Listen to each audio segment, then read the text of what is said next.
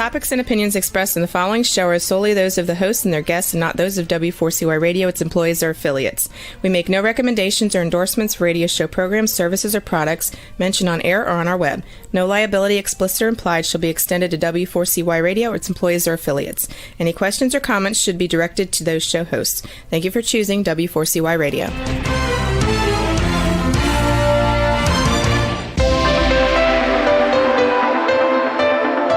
Churchill said, "Those who fail to learn from history are condemned to repeat it." Kevin Hallinan believes that certainly applies to business.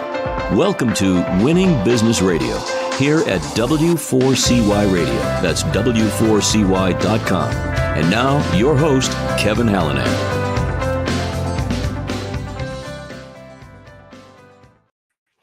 Thanks, everybody, for joining in today. As you heard, I am Kevin Hallinan. Welcome back to Winning Business TV and Radio on W4CY.com. We are streaming live on Talk4TV.com. And, of course, we're on Facebook streaming at Winning Business Radio, as well as we're available in podcast after the live show on tons of platforms, including, you know them, YouTube, iHeartRadio, Spotify, Apple, pretty much wherever you listen to your favorite podcasts. The mission of Winning Business Radio and TV, as regular viewers and listeners know, is to offer insights and advice to help people avoid some of the mistakes of others, right? To learn the best practices, the how-tos, the what-tos, the what-not-tos, to be challenged and, I hope, to be inspired by the successes of others. But, you know, virtually every successful person that I've ever talked to has had some form of failure in their lives and careers. So as I say every week, while we all have to get our knees skinned once in a while, I'm driven to keep those scrapes from needing major surgery. Let's endeavor to learn from history so we don't repeat it. Today, my guest is, sorry for the word, old friend. It's not your old, it's just we're old friends. Scott MacGregor, founder and CEO of SomethingNew, LLC, and the Outlier Project, and more you'll hear. Here's his bio. Scott MacGregor is an entrepreneur at heart. I first met him as a forward-thinking VP of sales, then chief revenue officer, when he brought me in to train their sales team back in 2011. Since then, his list of accomplishments is nothing short of impressive. He's a 3-time company founder, a 4-time author, magazine publisher, has a ton of awards and accolades to his credit, like a record 8 consecutive American Business Awards for innovation, Best of Staffing winner, for those of you that know NPS, net promoter score of 94.4%. The staffing industry average is 28%. Winner of Sales Executive of the Year, American Business Awards. Founder magazine, 100 Top Founders to Follow. Contributor to Forbes. By 29, he was recruited by a tech startup as chief revenue officer. The youngest national account manager in the history of Fortune 500 company Pitney Bowes, and I have no doubt there are more to come. Scott's a member of the Advisory Council, Harvard Business Review. He's a LinkedIn Hiring Advisors member, is a past chairman of the board for Elevate New York, and a member of the Walter Camp Football Foundation. For those who follow my show and podcast, you know I'm always complimentary where it's warranted, but I never embellish. Okay, wink, wink. I really try not to. Having said that, though, Scott's what I call one of the good guys. He's always been a supporter of mine, always been super helpful. If you were to have a cup of coffee with him, he'd want to get to know you and understand what gets you excited. He truly cares about others, and yet he's been a constant high achiever. He was a high school football state champion, a high school all-star baseball player, earned his undergraduate degree in organizational communications from University of Hartford, has many graduate certificates, including marketing strategy, ethical leadership, viral marketing, and leading diverse teams and organizations from some of the best schools around. He and his wife, Meg, live in Madison, Connecticut. It's a town I know quite well since my brother and sisters and I spent considerable time there with our cousins who lived there as kids. Very fond memory. You may recall that, Scott. Scott, welcome to the show, Winning Business Radio and TV. Appreciate you being here. Kevin, that was one heck of an introduction, my friend. I mean, that was not AI. I wrote every word of that. If that's what 15 years of friendship gives you, like, I'm down for it. Thank you. No sweat. You earned it, not me. So tell the audience about Madison. Madison's a magical place. So I never in a million years would have thought that the town I grew up in would be the town I live in today, and the town that my wife grew up in. So it was an interesting place to grow up. So Madison is a shoreline town in Connecticut. I would say pretty to very affluent. I happened to grow up extremely poor. So economically, I stood out like a sore thumb. Athletics kind of leveled the playing field for me. It's a big sports town. So luckily for me, that was a game changer. But I love the town. It's changed over the years, but it's still home for me. And I absolutely love it. I've spent a tremendous amount of my business career in New York and Boston, and it's equidistant between both. So it's been just an absolutely ideal place to live. I love it. So tell us, other than sports, we know football, baseball, what were your early interests? You just named them. Yeah. I was a sports nut growing up as a kid. Just absolutely obsessed by sports. It took me places that I thought, I aspired to go, but I remember being vividly in elementary school and reading every single autobiography, Mickey Mantle's and Willie Mays and Jim Thorpe and you name it. Pistol Pete must have been one of those. I devoured them. Love that. It actually spawned a love for reading that, really was beneficial later in my life. But I learned a lot about history through reading those autobiographies. I was inspired to achieve great things. I saw, examples of people going through tremendous resiliency. I saw humanity at its best. I remember reading Roberto Clemente's biography and just being very inspired by him. So long-winded way. Yeah, sports were my entire, if you saw me in my backyard, I was throwing a baseball against our shed. I was kicking a football around. I was doing something that had to do with sports. What made you choose Hartford University of and a degree in organizational communications? Probably, hopefully both interesting answers. So I, like most people, had delusions of grandeur. I graduated, thinking I was going to play in the major leagues. And I wanted to play Division I baseball. Most of my offers were for really good D2, D3 schools, a couple D1s, including UConn and BU. But I was very good friends. I grew up with Jeff Bagwell, who wound up in the Baseball Hall of Fame. And, Jeff said, and another guy who wound up playing for the Orioles, Pat Hedge, said, you know what, we're building a great program here. Why don't you check out the school? And I went up on a recruiting visit and met Coach Dennehy, who unbelievably inspiring guy, and decided, you know what, it's a D1 program. I think I can play there. And I was very comfortable with Pat and Jeff, having grown up with both of them. So that's, why I decided to go there. I blew my back out. My baseball career ended like that. And I just poured all of that work ethic and discipline and resiliency into school. Organizational communication, I kind of knew I wasn't going to be a doctor. I wasn't going to be a lawyer. I wasn't going to be an accountant. And I was always a relationship guy. So I thought sales was probably where I was going to wind up. And I knew that communication, both, written communication and verbal communication, were going to be really important. So I kind of put myself in a position where those things were going to be things that I had to do in order to graduate. And, turned out to be, I think, a decent choice. No regrets. All right. So audiences, the viewers and listeners, they're going to learn this before we're done. But characteristic of Scott MacGregor is you never missed a class in 4 years of college. How the heck did you pull that off?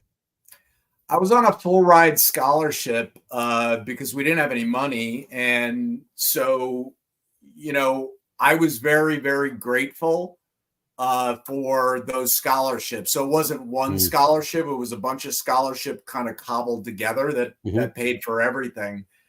And I just thought like it was disrespectful to not hold up my end of the bargain. My end of the bargain was, show up. I grew up, I was very, very fortunate. Both of my football coaches are in the Hall of Fame. So I was very fortunate to, be mentored by incredible coaches. And they were just people that instilled a work ethic and that you just didn't miss stuff. Yeah. So, that was controllable for me. And it didn't matter, how many beers I drank.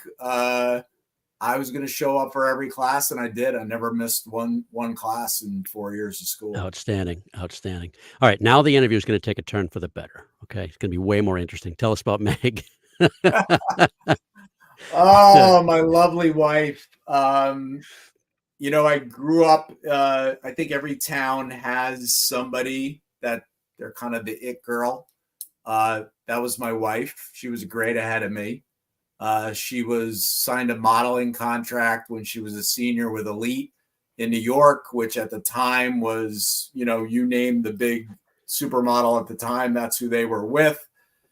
She was killing it. She was the Ray-Ban girl. She was doing all kinds of stuff, TV, print, in magazines. But had your picture on her wall. She barely knew who I was. I was lucky enough to be incredibly good friends with her sister, who was in my grade. Meg and I reconnected 14 years ago and have been married for 12 incredible years. Love and it. She's also the person who encouraged me 10 years ago to follow my dream and jump off the cliff and become an entrepreneur. And without that support and encouragement, I likely would not have done it because I thought it seemed irresponsible to walk away from a job as a chief revenue officer, making a lot of money. Even though my heart and soul was into building what I thought was really necessary in the talent strategy space. But Meg, gets all the credit for really kicking my ass off the cliff and getting me to do something that I was hesitant to do. Love that, which we'll talk about shortly. We're going to have one more question for the break, and this is, not a short question, but not a short answer. How did you said you probably were going to be in sales? How'd you know that? How did you navigate to a career in sales? And what would you say are one or two most important lessons from selling as a career? I knew I was going to be in sales because I knew that, I had already kind of checked off the more obvious things. I didn't know it at the time. I was diagnosed with ADHD as an adult, which I've done nothing to try to overcome because I think I built kind of all these mechanisms to overcome it throughout my life. So I was, there were certain things that I just struggled with. And I think going to law school or becoming a doctor, it just was not in the cards for me. But I love people. I love building relationships. I can get very passionate about something that I really believe in. And I had a mentor growing up. His name was Ken Green. He was my best friend's dad. He was the vice president of sales. And I'm like, this guy, he dresses the part. Looks like he makes really good money. I like the things that he did. He had super, super high integrity. So I think I really got lucky, Kevin, early on that I didn't have all those preconceived notions that a lot of people have about a career in sales. I think a lot of people think of the dirtier side of sales. And I thought of sales as a profession to aspire to. And I thought my skill set was tailored to it. And I also love the fact that I was told very early on, you control your destiny. Yes. It's how hard you decide to work. It's how, resilient you are, how much you can bounce back. And having gone through, lots and lots of life struggles. I knew I was super resilient. So getting a no in sales was kind of like a nothing to me. And it didn't deter me at all. And I loved the challenge. I saw sales as very much akin to sports. There was a scoreboard, and I loved that. You bet. And I wanted to be on the top of that leaderboard. So that's what really drew me to sales. And it turned out to be, especially later on as an entrepreneur, such a key thing, because I think some entrepreneurs get into it. They're subject matter experts. They're passionate, but they have to wear that sales and marketing hat for the first time. Yeah. And that becomes very challenging. For me, that was the easy part. Love it. That's a great answer. All right. We're going to take our first break right here. Everybody, we'll be back with Scott MacGregor. He's founder and CEO of Something New LLC and the Outlier Project. We'll be right back. You're listening to Winning Business Radio with Kevin Hallinan on W4CY Radio. That's W4CY.com. Don't go away. More helpful information is coming right up, right here on Winning Business Radio. Have you ever dreamt of being on the radio? Well, now is your chance. Be a radio show guest on the #1 ranked internet radio station and promote you and your business for free. Yes, you heard it, free. Business advertising right here on W4CY.com. Call 561-506-4031 now to get booked on one of our shows. That's 561-506-4031. Get your free advertising now. And now back to Winning Business Radio with Kevin Hallinan, presenting exciting topics and expert guests with one goal in mind, to help you succeed in business. Here once again is Kevin Hallinan.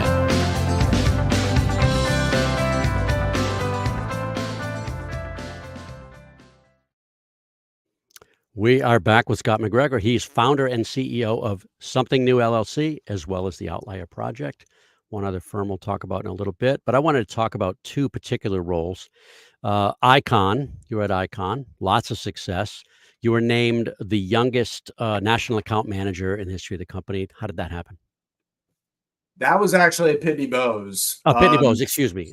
I knew that and had the wrong. Yep. That was a typo on my part. Yep. I've always been pretty strategic. So I left a company to go to Pitney because it was Fortune 500 company. And I thought, boy, having that on my resume, I know is going to be helpful. I'll see what happens. And I knew there was going to be opportunity if I did well to do different things. Mm-hmm. So I took that job and strategically moved from one division to the next, which is actually not an easy thing to do within Pitney Bowes. It was kind of frowned upon. I was incredibly lucky. I had a sales manager. His name was Spencer Glickman, and not a great sales manager, but a wonderful person because he gave me this opportunity. I was his #1 sales rep, and I was literally writing his team's quota. And wow. I got an opportunity from a gentleman. His name is Don Poster. And he said, I'd like you to come over and be a national account manager in a different division. And I had to get permission from Spencer to do that. So I remember, going, oh boy, went into Spencer's office and I said, here's this opportunity in front of me. It'll put me in a position to be the youngest national account manager in the history of the company, which at the time the company was probably 80 years old. Mm-hmm. And I said, it's really something I want to do, but you really hold the keys. And I understand the position that it puts you in because of the business that I was writing for his team, mm-hmm. And he didn't really even hesitate. He gave his blessing, and without that, it wouldn't have happened. And that was a very strategic move. I wound up doing that job for a couple of years and did very well. and then had an opportunity at still a very young age to take a job as a sales manager in a different division. And I jumped on that because I wanted that leadership experience, and was able to get it. So I owe a lot to so many people in my life, from Spencer Glickman, who let me leave, to Don Poster, who believed in me, at 20 something years old, to be a national account manager, which was a job most people within Pitney Bowes, they really worked their entire career to get to that job, because that's kind of like the pinnacle at Pitney. And I'm just super fortunate and very, very grateful. And then Flowtech, that's where we met. You were hugely instrumental in getting me in there. We had a good partnership for a number of years. You were there for 17 years, and that's what I want to talk about. In the world of selling, it, we're laughing, right? It's unheard of, but yet you were there, and you were there very productively. Talk about how did you set out to be there that long? I want people to hear about that. I knew that the opportunity to lead up and build a sales, marketing, and customer success department was going to be meaningful. I mean, it was a 5-person startup when I went there. I was 29 years old, and I really thought, what do I have to lose? Yeah. I've got the background of a Fortune 500 company. I could very easily go back if I wanted to. But again, thinking somewhat strategically, I thought, if this goes well, it's probably going to bode very well for me and open up some opportunities. I didn't really know exactly what that would look like. And if it didn't, if it blew up, I could go back and do something else. Or, people would just say, well, it's a startup, you took the chance. And, I was able to build something from scratch. There was no sales department. There was no marketing department. There was no client success. So over the course of 17 years, we grew it from 5 people to 300, grew double digits every single year for 17 straight years, which in the beginning was incredibly easy. You start basically from scratch. Yeah. When you're starting to do 30, 40 million, and you're still growing at double digits, that's a little bit more daunting.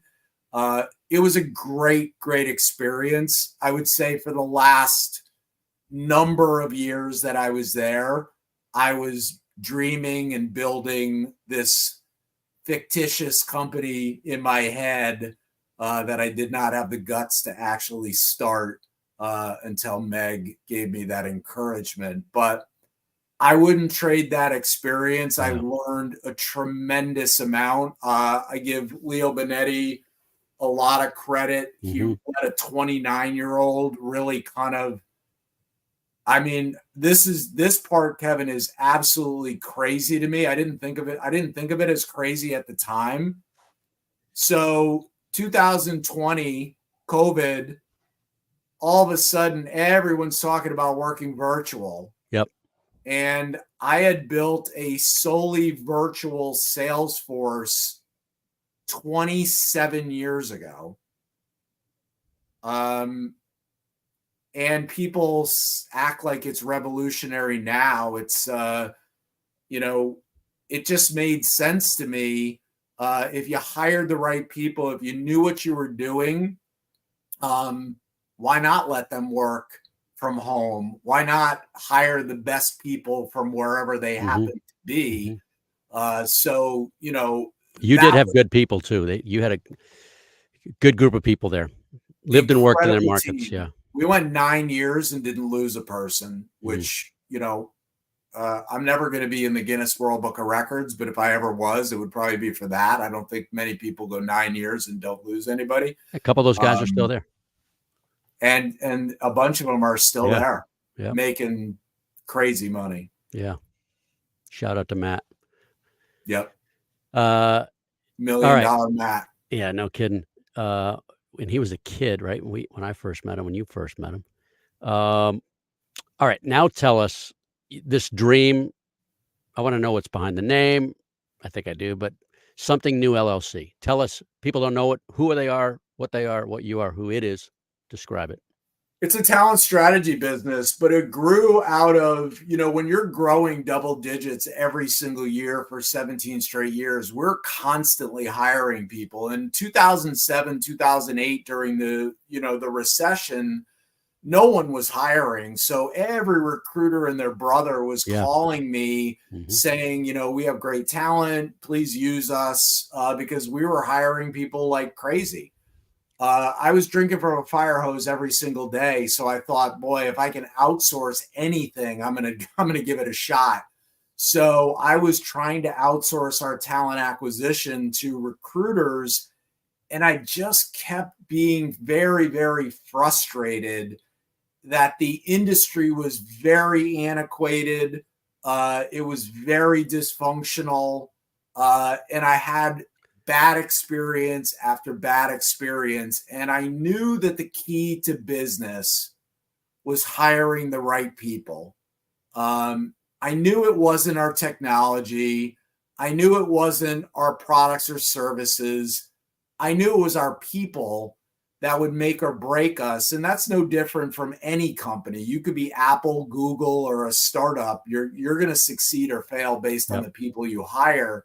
And I wasn't getting that support. So in my mind, I created this different version that would solve all of the problems that I had. So not rocket science, just identifying all the frustrations that I had and saying, what can I do that would be different so that I could build a better mousetrap and ultimately help other startups with what I think is the most important thing you need to do in business, which is hire the right people and build the right team. So that's what Something New is.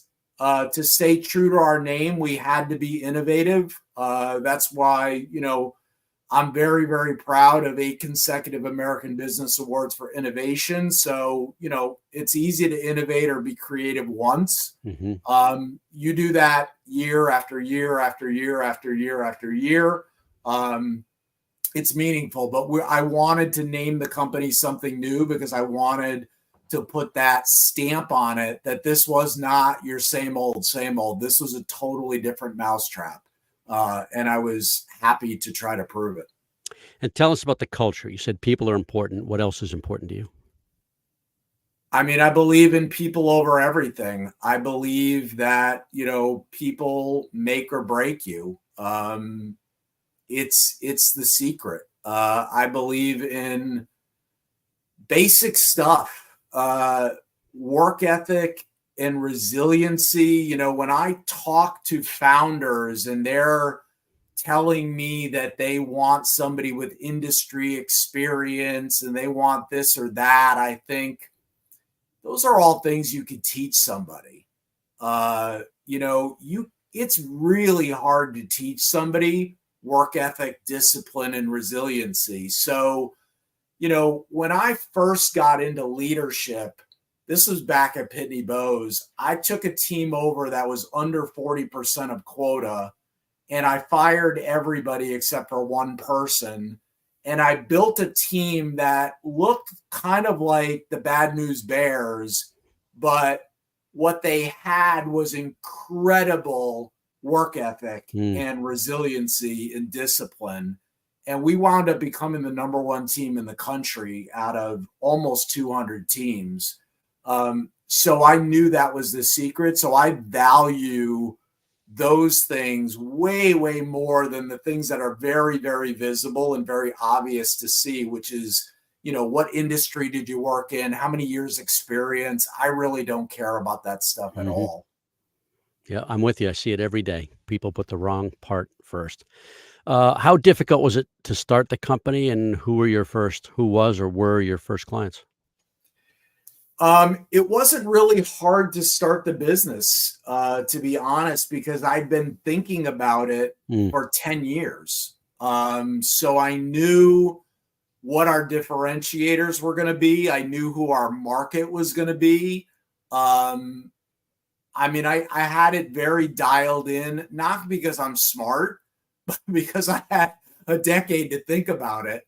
And then because I had a lot of really good relationships, I was able to get some low-hanging fruit right away. And that just spiraled into some really substantial relationships. And then we hooked into a couple venture capital firms that really became kind of the flywheel to our success, because every time they invested in a new portfolio company, that business became our business. So we never had to prospect for business, which is why you and I never reconvened and did sales training, because we always had a business development mechanism built in because of our relationships with venture capital firms. All right. Hold that thought right there. We're going to take our second break. We'll be back in about a minute with Scott MacGregor. You're listening to Winning Business Radio with Kevin Hallinan on W4CY Radio. That's W4CY.com. Don't go away. More helpful information is coming right up, right here on Winning Business Radio. The YP.com website is your local search engine. If you're looking for a good restaurant, it can help you find the right one nearby with ratings and reviews. Or if your car breaks down, you can use the YP app to find the closest repair shop. Or maybe you're just looking for something to do on a Friday night. Well, it has great local coupons for all sorts of things in your area. No matter what, when, or where, if you're looking for something, YP Local Search can help you find it. So go to YP.com or download the app to search local, find local, and save local. And now back to Winning Business Radio with Kevin Hallinan, presenting exciting topics and expert guests with one goal in mind: to help you succeed in business. Here once again is Kevin Hallinan.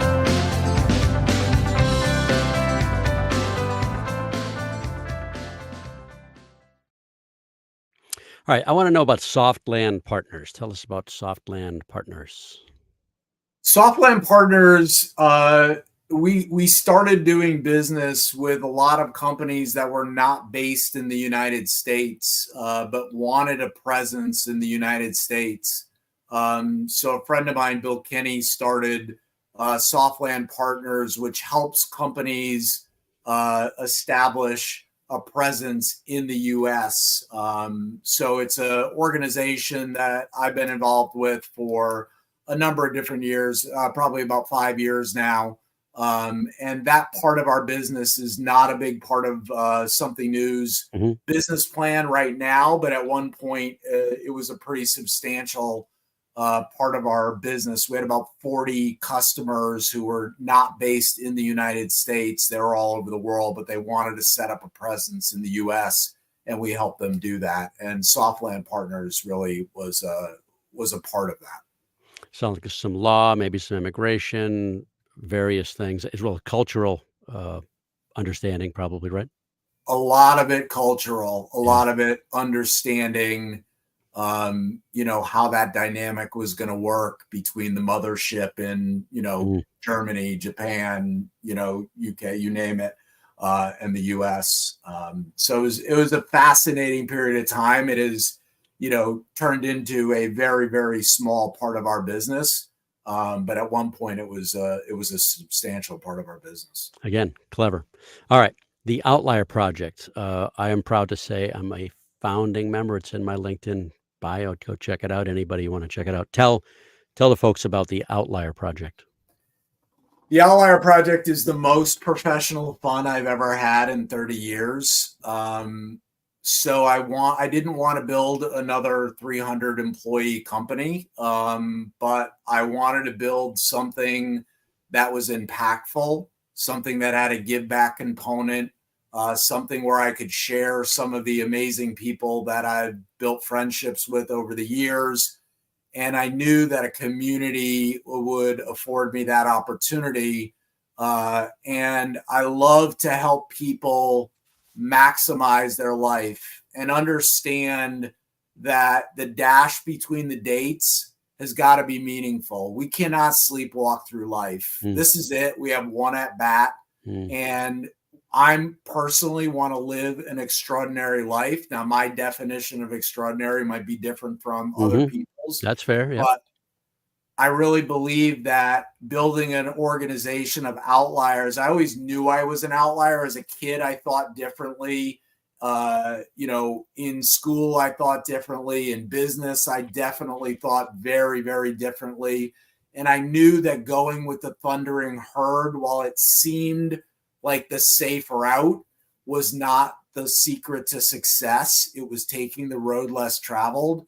So starting something like the Outlier Project was, something that I was very passionate about. And now I'm like over the moon excited about what we're doing. We have about 750 members in 34 countries and growing like crazy, and just really, really, truly changing lives at scale. Mm. And some of the folks that you bring in and expose to members are incredible. Olympians, professional athletes, business leaders. What's the common thread there? They're all incredibly resilient. Whether you're talking to Hap Claw, who started North Face in 1968, or you're talking to Joe Foster, who started Reebok in 1958, or whether you're talking to Brandy Chastain, who, has 2 Olympic gold medals, or you're talking to Merrill Hodge, who played for the Steelers, or you're talking to Rudy Rudiger, they have all gone through major adversity. And their resiliency and their mindset, I would say mindset is the common denominator, but that mindset comes probably in part from the adversity that they've overcome in life. And that has led them to live extraordinary lives and accomplish incredible things. And I've always been drawn to people that have accomplished great things. It doesn't matter whether it's in entertainment or sports or cooking or the arts, or it doesn't matter. It's fascinating to me.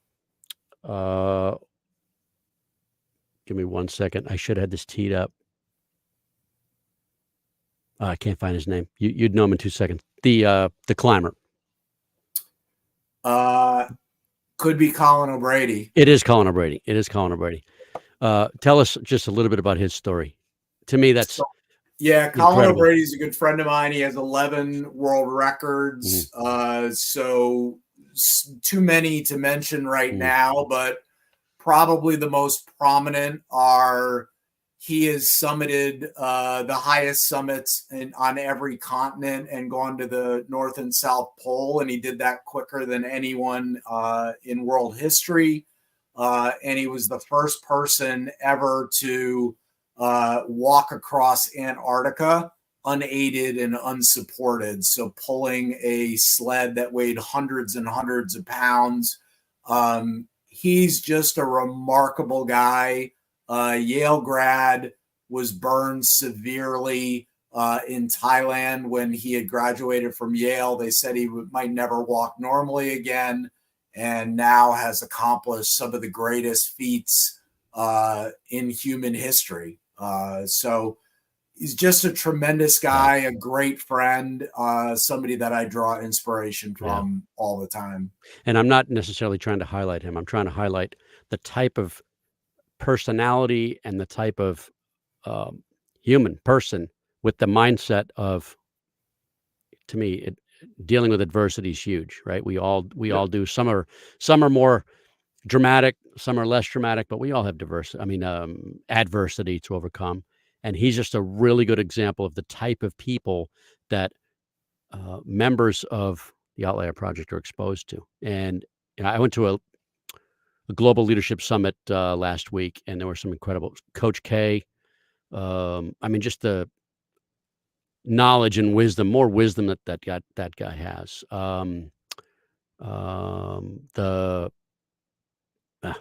Drawing a blank. There's an incredibly powerful woman who founded a sports management firm. I'll look up her name before we're done, but just powerful, mentally powerful, and high achievers, right? Yep. And so I'm going to get back to the magazine and the Standing O series in a moment here, but you don't want to be ordinary. I've known that about you for a long time. Why not And what does that look like?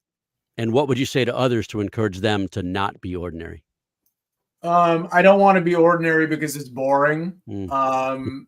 I've got one at bat. I'm going to maximize Mm. this life that I've been given. And, I've got a choice. Everyone that I just mentioned, they were extraordinary, not because they were born with Michael Jordan's Right. DNA or Steve Right. Jobs' brain. They're extraordinary because of the choices that they made. They chose to live an extraordinary life. Mm. And I think we all have that choice. And all of a sudden, when I think, okay, here's this kid who grew up, with not a lot of economic means, but I've lived my version of an extraordinary life. Now, my version has to do with impact, because I truly believe that when all is said and done, no one is going to care about the companies I built. They're not going to care about the books I've written. They're not going to care about the house I live in or the car I drive. They are going to care about the impact that I made. I just lost a very good friend last week, John Rulin, who wrote a book called Giftology. And while John passed way, way too soon in his 40s, he left an indelible impact on tens of thousands of people, if not hundreds of thousands of people. Yeah. And to me, that's what it's all about. So my version of living an extraordinary life is a life of impact. And for those of you that don't know, which is probably most people listening here, don't know Scott, he's characterized, sorry, I'm gonna probably embarrass you a little bit.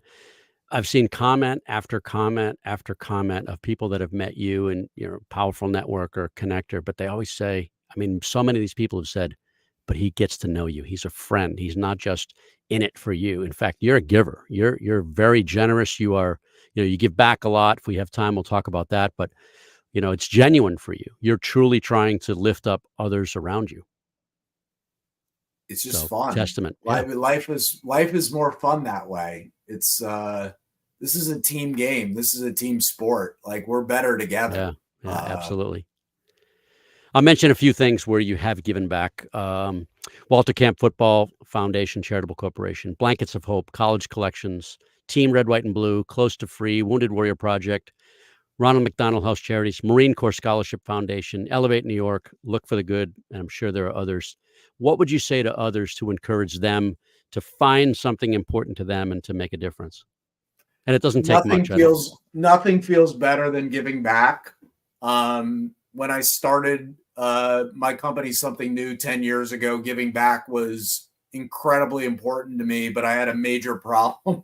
I knew I was going to bootstrap the company because I'm a little bit of a control freak, and I didn't want to take outside money to grow the company. So I had a big dilemma. I knew I was going to pour all the money back into the business to help it grow.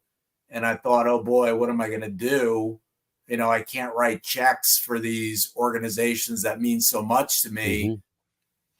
And I thought, what are my assets? And my assets were the relationships that I built with extraordinary people over decades. And I thought, let me ask 52 friends to write chapters of gratitude for a life lesson learned, and then I'll put it in a book and I'll give all the money to charity. So that was a book called Standing O. And right Dick behind Vermeil, you, over your shoulder, talk me. about those. Go ahead. Yep.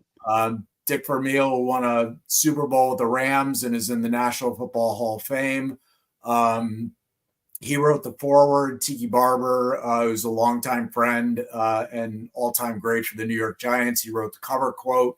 And then 52 amazing people wrote chapters of gratitude. And then I've kept doing that. I figure I had more than 52 friends. So did it again with a book called Standing O Encore. And then I have a huge affinity for the military. Both of my boys served in the military. So I wrote a book purely for the military called Standing O Salute.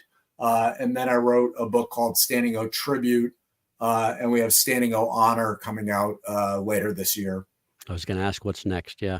Looking forward to that one. All right. This is a big question. Take it anywhere you want.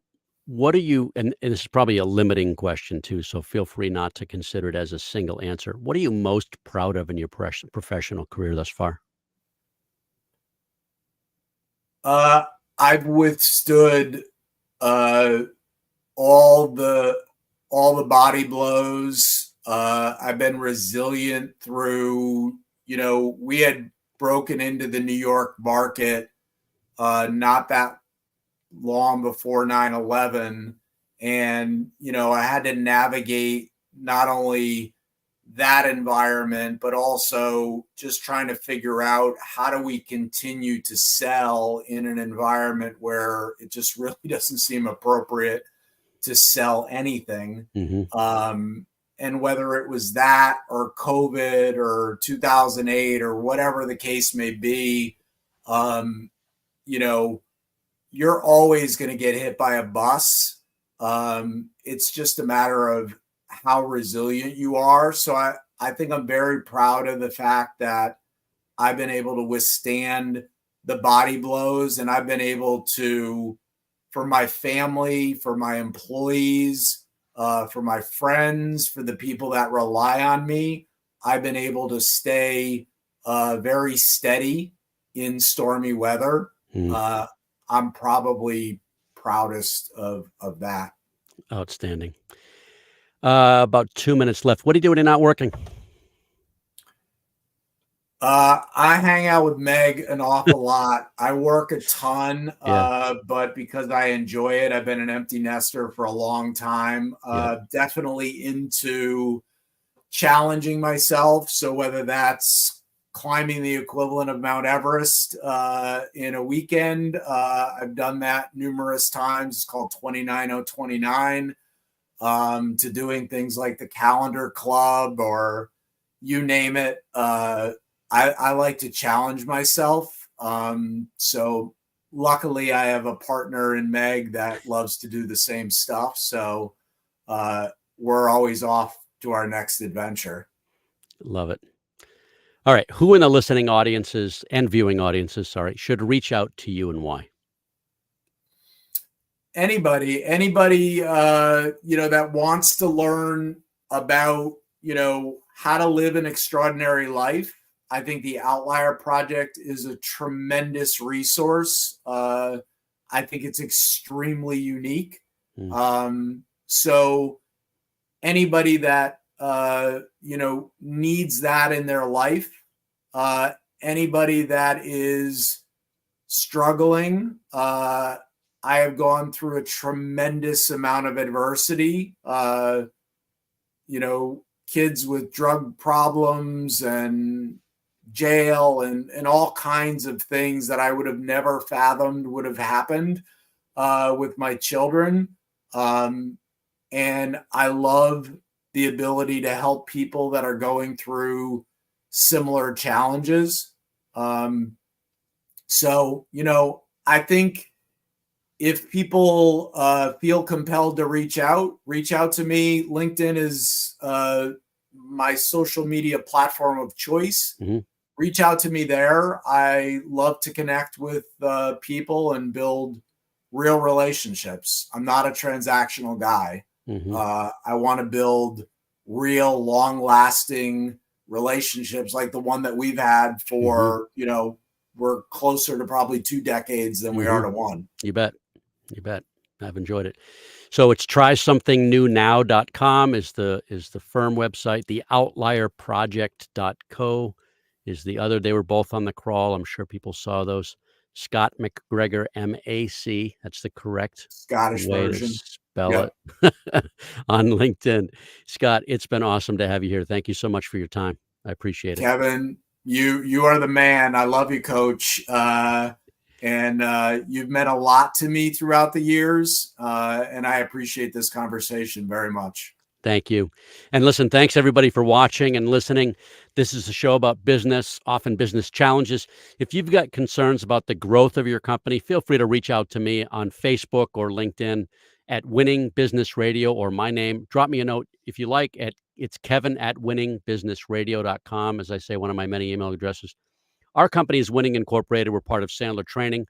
We develop sales teams into high achievers and sales leaders into true coaches and mentors. Listen, we're not right for everybody, but maybe we should have a conversation. Thank you to producer and engineer Juan. Appreciate you, Juan, for another job well done. Be sure to join us, everybody, next Monday, August 19th. My guest will be good friend David Clayman, co-founder and CEO of 12 Points Wealth Management and the 12 Points family of companies. Until then, this is Kevin Hallinan. You've been listening to Winning Business Radio with your host, Kevin Hallinan.